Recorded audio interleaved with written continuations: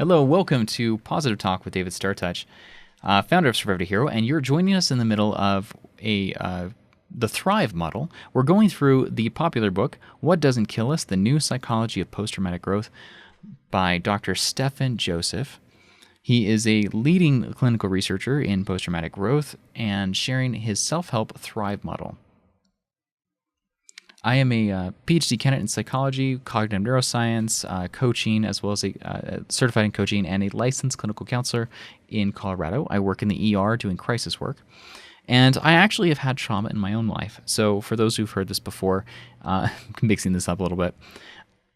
So one of the things I always wanted is some extra resources. And I used a lot of self-help and tape books and things to kind of go through it. But in my PTSD flashback things, I would have difficulty reading. So I would have loved to have a resource where I could have listened to it over and over in smaller chunks. So what we've done is we've, again, broken this up into 21-minute intervals. If this is your first time checking in with this, please go to episode 1 or episode 2 of this series, of the Thrive model series, as that's going to build in some safety nets. The first episode gives you a nice intro overview of the book, and the second is an overview of the Thrive model intro. And then we jump right in on episode 3, but episode 2 provides some of the safety nets to keep you safe and strong as we go through this process. This is self-help. I do also recommend having a therapist or a coach, and yeah, starting there. Now again, my expertise is as a stress consultant. I also bulletproof people with attorneys, as well as a crisis counselor and a coach. Bulletproofing, again, is preparing someone who might have to encounter character attacks or cross-examination on the stand so that they're bulletproof under fire. And it can be very, very difficult, and you may relate to this in your own life, not just in legal, but having to sit there when you're not allowed to say anything because it would hurt your case.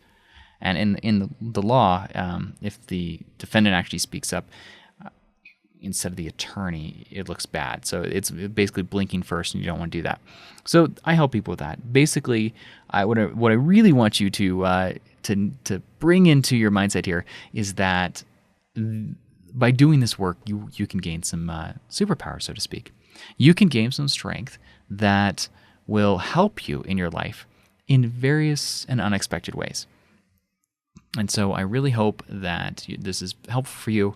If you're checking this out on iTunes or SoundCloud, head over to the YouTube when you're finished or have time. Send us a comment. Let us know how you're getting this. We'd love to know for future releases of content. And we're just on signpost 1 of his 6-stage system. It is we'll probably be finishing signpost 1 today.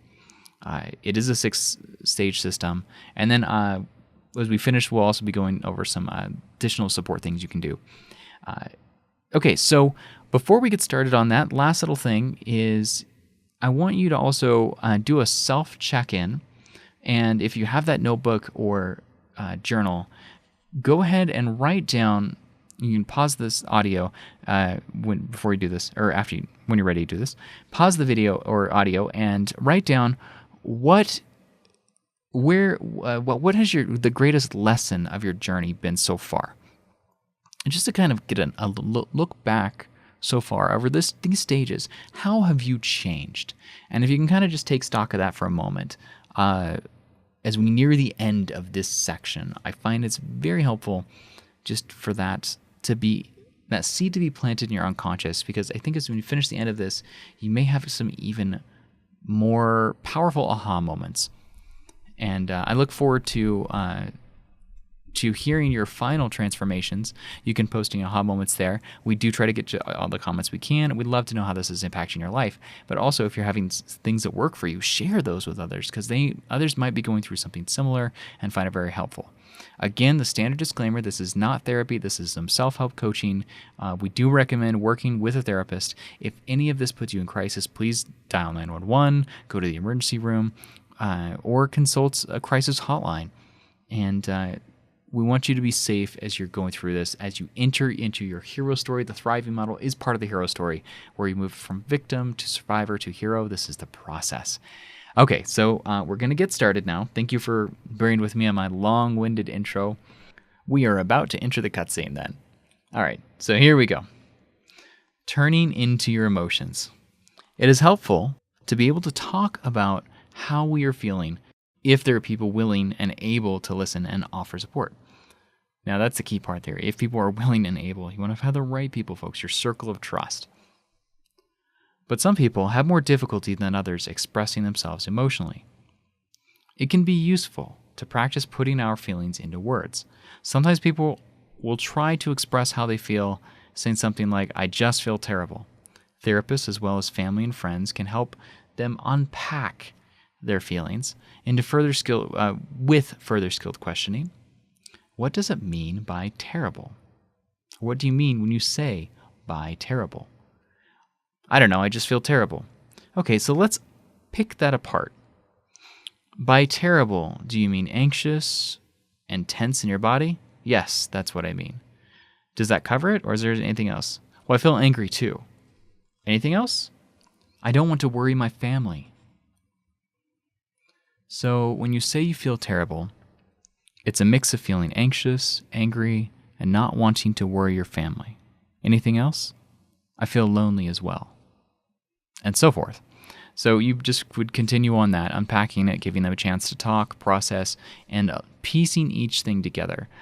Often with trauma, we've got very complex feelings with layers of depth, and just having a gentle, kind friend or family member who's willing to talk those, or if you have trauma in your family, you can also do that for other people. So now here's that part. Now for those offering support, listening well and helping others unpack how they're feeling requires being very attentive to what they are actually saying. Simply try to understand without offering advice. Please do this. I'm just interjecting there on that. Please refrain from offering advice. That your goal is to just actively listen. Without judgment, without comment, just to listen. So another way, he's continuing here, another way to help tune in to yourself is by listening to your body. The mind and body are interconnected. Ask yourself, how do I feel in my body? Anger is frequently expressed in muscle tension. Hence, people sometimes refer to things that anger them as causing them to be in pain in the neck, like causing them a pain in the neck. I feel choked up. I feel sad. There might be a lump in their, or they may feel sad or a lump in their throat. They may feel like they can't breathe. If people are frightened, they might have a racing heart. They might talk about having butterflies in their stomach. Not the good kind either. You know, like the love kind that people like. If people have trauma, I, for one, when I don't really love the butterfly feeling, that actually makes me feel very anxious. So that's one challenge in relationships. And since I'm conscious and aware about it, I'm able to process that in a healthy way. So if you are having any of those feelings, take a few minutes to make yourself comfortable, to close your eyes, to rest your hands of your palms gently down on your stomach, and to let yourself get in touch with what you're feeling in your body.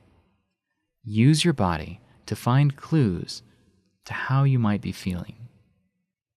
And as we move to this next subsection, think about how your emotions influence you. That's actually what the section's called. Some emotions can be powerful drivers.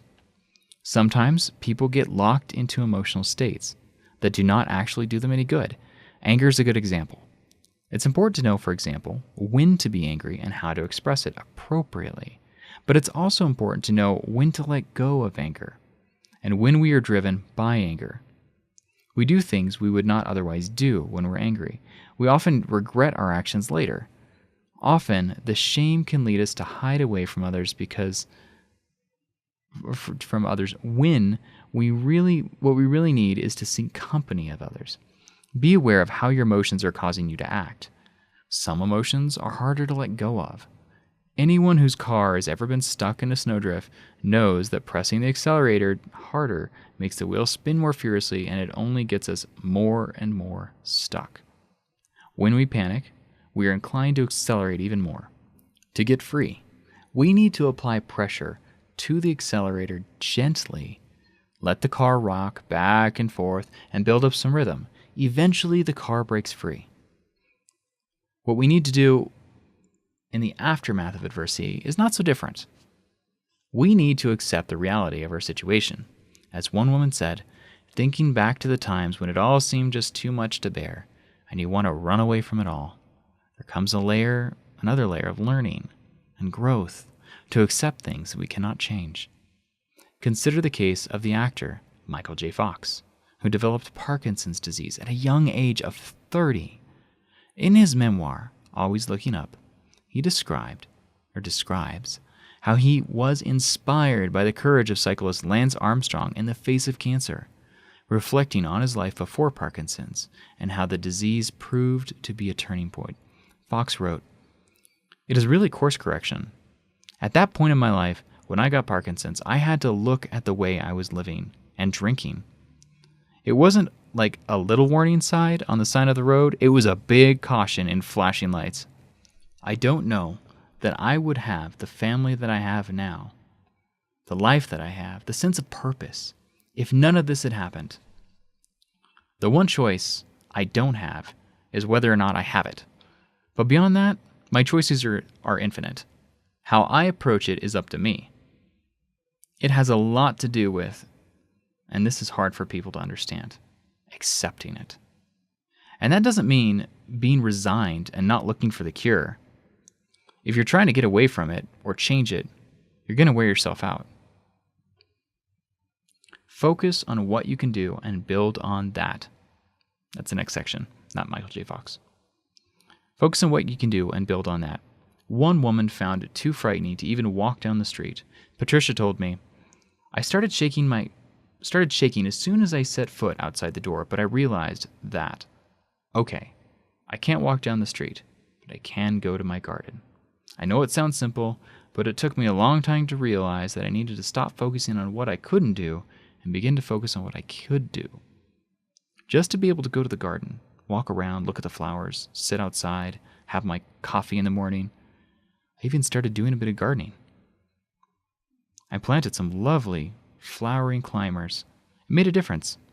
Instead of hiding inside, I was doing something for myself.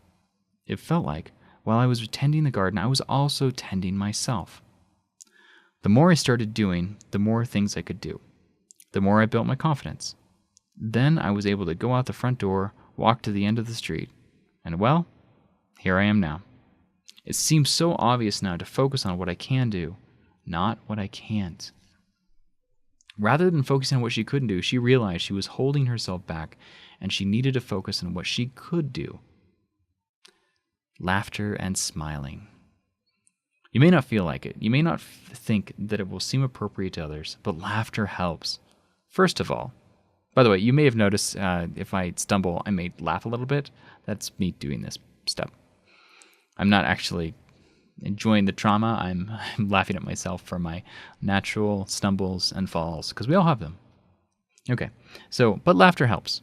First of all, if you're laughing and smiling, it gives you a breather from your worries. Second, good-natured behaviors like these will bring social benefits. Third, positive emotions are important because they begin to undo the knots of negative emotions. Positive emotions open up our minds and our hearts, and they build our resources. So watch movies that make you laugh, read humorous books, listen to comedians. Whenever opportunities arrive that may bring a smile to your face, think about giving them a go. You can tell he's British. Think about giving them a go, even if you don't feel like it. All right, learning from the past. We have all dealt with difficult situations in the past. Think about your past situations and how you coped with them. You can ask yourself, what helped me cope then? They don't have to be traumatic situations. Any situation that you coped with successfully in the past can potentially offer inspiration to you for how to cope now. Reflect on what coping strategies you used and the functions they served you. All of the above pointers are useful. If 3 or 4 months pass and you are still attending to these basics, but still feel also distressed and troubled and struggling to cope at home or work, then it might be time and very wise to seek professional help. They say see Appendix 3, and I'm actually going to pause here And we're going to jump to Appendix 3. We've actually now completed Signpost 1.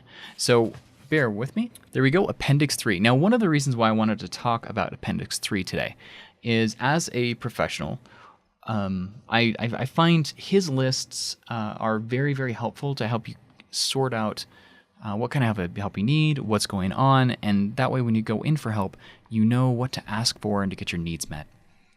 Okay, so we're going to start with the top, some advice for seeking professional help. This appendix is intended to provide some guidance about and advice, general advice, about how to seek professional help and who to seek help from, and what it is to be on the lookout for, or what to be on the lookout for. It will be useful to people who are seeking help for themselves, but it's also useful to family and friends who want to know more about the subject. So, when to seek professional help.